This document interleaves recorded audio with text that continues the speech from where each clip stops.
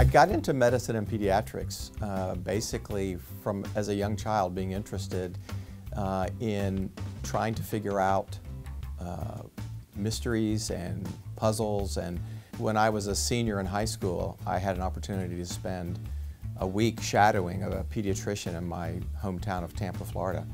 And from that point on, I was just smitten with the idea of being a doctor and taking care of children. So I also spent many summers at a summer camp in the mountains of North Carolina.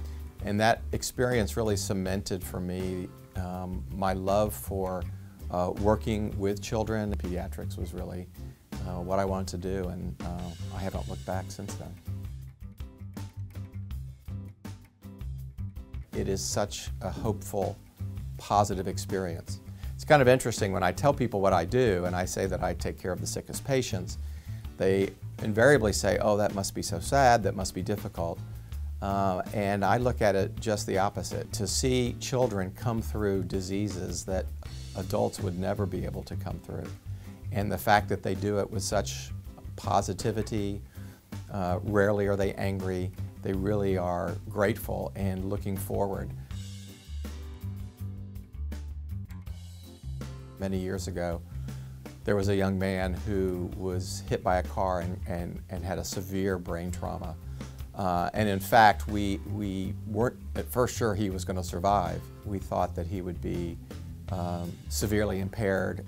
We saw him kind of move off to a long-term rehab facility to get rehab. Just a year ago, he came back to visit, and he had just gotten back from the Paralympic Games in Brazil, and he had won one of the medals. It was amazing to see this child, who we first thought was going to die, and then we thought he wouldn't have much quality of life, and to see him doing so well and excelling on a worldwide stage was really amazing and very satisfying. My clinical work and my research do seem somewhat different. My research has always been in basic developmental biology, sort of trying to understand the genes and molecules and genetic pathways involved in very early formation of the embryo.